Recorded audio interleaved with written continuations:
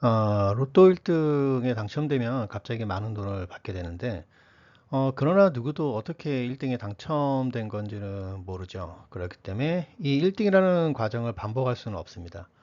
그래서 때때로 갑자기 많은 돈을 벌어서 펑펑 쓰다가 1등이 되기 전보다 더 안 좋은 생활을 하는 당첨자 소식도 듣게 됩니다. 그럼 앱 개발에서는 어떨까요?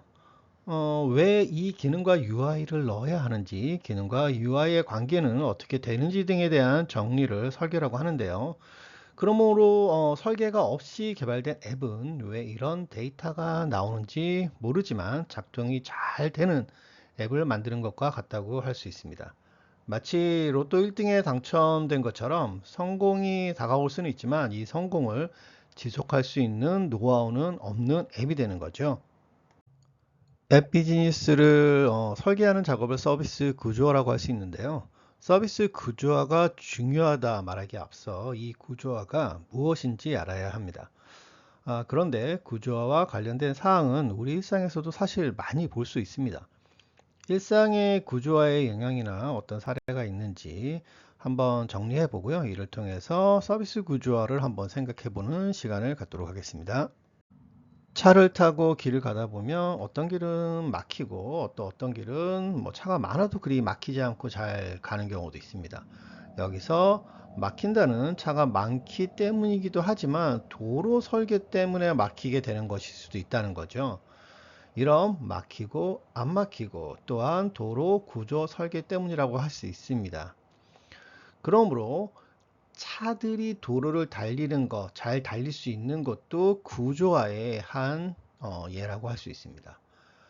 마트를 가면은 고객 이동 동선에 따라서 상품이 잘 배치가 됩니다. 진열대의 위치에 따라서 어떤 상품은 굉장히 잘 팔리기도 하고 또 잘 팔렸던 상품이 진열대의 위치가 달라지면서 안 팔리기도 하죠.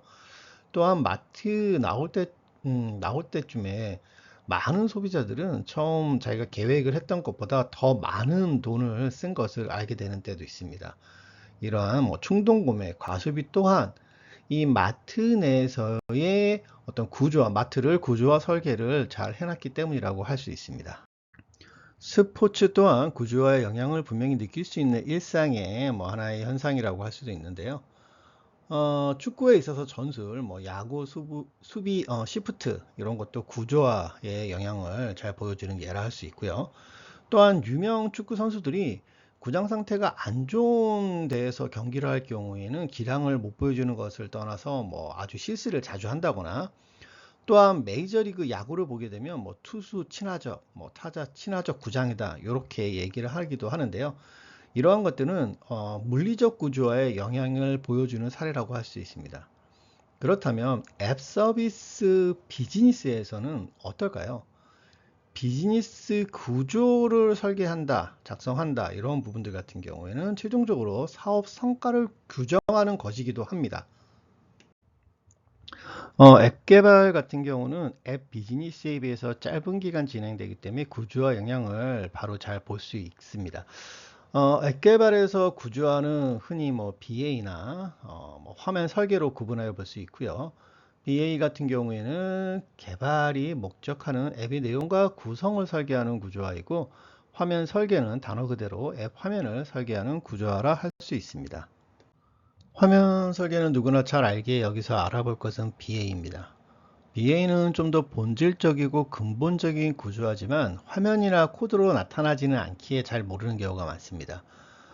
BA는 간단히 어떤 앱을 어떻게 개발할 것인가에 대한 구체적인 설계라고 할 수 있고요. BA 설계를 구현하게 되면 그 앱은 설계에 기반한 구조를 띈다는 점에서 앱 구조화라고 할 수도 있습니다. 어떤 기능들이 있는 앱인가, 어떻게 기능이 작동되어야 하는가에 대한 설계는 개발된 앱 기능의 구성과 내용을 결정하는 것입니다. 이는 코드 구조가 아니라 앱 사용자의 여정 및 제공되는 가치 구조를 결정한다는 점에서 제공되는 서비스의 본질적 의미를 가집니다. 화면 설계 디자인과 코딩은 구조화된 설계를 구현하는 것이라고 할 수 있고요. 그러기에 BA가 먼저 진행되는 것입니다. 또한 특정 앱의 특징과 사용성, 서비스 내용은 서비스 비즈니스 구조화, 즉 BA를 통해서 결정됩니다. 이 때문에 BA가 없거나 부실한 경우에는 개발이 진행될수록 문제가 생기고 좀 꼬이는 그런 현상이 나타나게 되는 것입니다. 비즈니스 아키텍처인 BA는 개발할 앱이 제공해야 할 사업적 가치와 로직의 정의를 의미합니다. 이를 기술적으로 구현하는 것이 디자인과 코딩이라고 할 수 있고요. 그러기에 디자인과 코딩은 BA가 결정되면 과거 경험을 바탕으로 반복 수행해도 됩니다.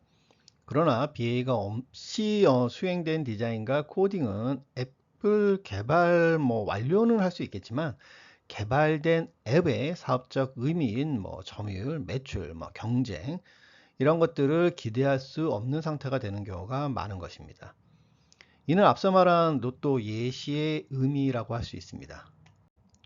최근에 많은 프로젝트들이 실패하거나 만족스럽지 못한 이유는 이를 벡터가 아닌 스칼라 지향으로 하기 때문입니다. 스칼라식의 업무 처리는 일을 한다는 것에 포커스를 맞추는 것을 의미합니다.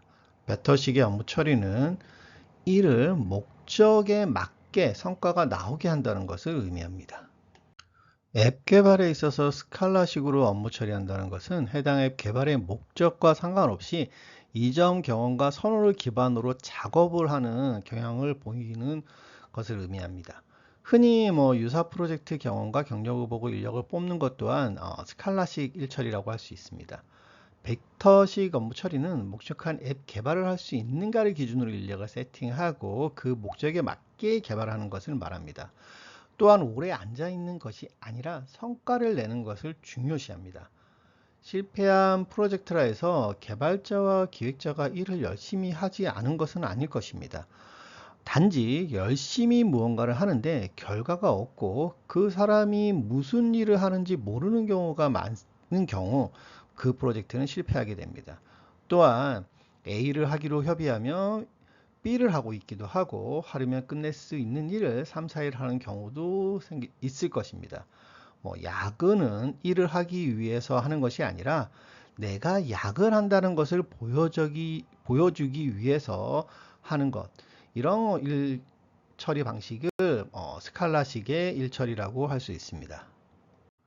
구조화 설계 이후의 개발은 벡터 성향을 띠게 되고요. 구조화가 없거나 부실한 경우에는 스칼라 성향을 띠게 됩니다. 또한 구조화는 개발 이후 사용자의 서비스 내의 행동을 결정합니다. 메뉴 구조나 화면 구성, 심지어 단어나 글의 위치, 크기, 색 또한 구조화하고요. 이러한 것들은 사용자의 어떤 행동이나 서비스 인지를 결정하는 역할을 하고요. 구조화는 또 기업의 어떤 서비스를 통해서 기업이 제공하고 획득하려는 가치를 구현할 수 있게 도와줍니다. 개발자에게는 정확한 요구사항으로 전달됩니다. 거시적 서비스 구조화는 서비스를 위한 가치 사슬의 각 요소를 하나의 목적으로 통합합니다. 앱 개발에 있어서 구조화는 화면 설계, DA, AA, 디자인, 코딩을 명확하고 구체적으로 어떤 같은 앱을 목적으로 한 작업으로 통합할 수 있게끔 도와줍니다. 그러니까 서비스 구조화, 그러니까 BA가 없거나 부실하다는 것은 어떤 앱을 통해 사업적 이득을 얻을 것인가에 대한 모호성을 의미합니다. 즉, 앱 개발은 개발이라는 행위에 포커스가 맞춰지고 사업적 목적성과 방향성을 얻게 됩니다. 이는 단지 코딩, 디자인으로 작동 가능한 앱 개발에만 초점을 맞춘다는 것을 말하죠. 결국 사용자 가치뿐 아니라 경쟁을 위한 전략적 포인트가 없는 앱이 양상되어 점유율 및 수익성은 곤두박질 치게 될 것입니다. 이런 이유로 개발은 끊임없이 재작업을 낳게 됩니다. 심지어 조금 복잡한 앱의 경우에는 중간 이상 개발을 진행되면 코드가 꼬이는 일도 심심치 않게 생기게 됩니다. 이 또한 재작업의 시작을 알리는 징후를 할 수 있습니다. 그러므로 서비스 구조화가 부실한 앱 프로젝트는 계획했던 것보다 비용은 커지고 수익은 작아지는 일이 발생하게 되는 것입니다. 서비스 구조화의 필요성에 대해서 간단히 한번 정리해 보았고요. 이후에는 그동안 제가 기획을 하면서 생각했던 것들 또 보아왔던 여러 가지 일들을 토대로 해서 구성한 기획 방법론에 대한 이야기를 해보도록 하겠습니다. 감사합니다. 다음에 뵙겠습니다.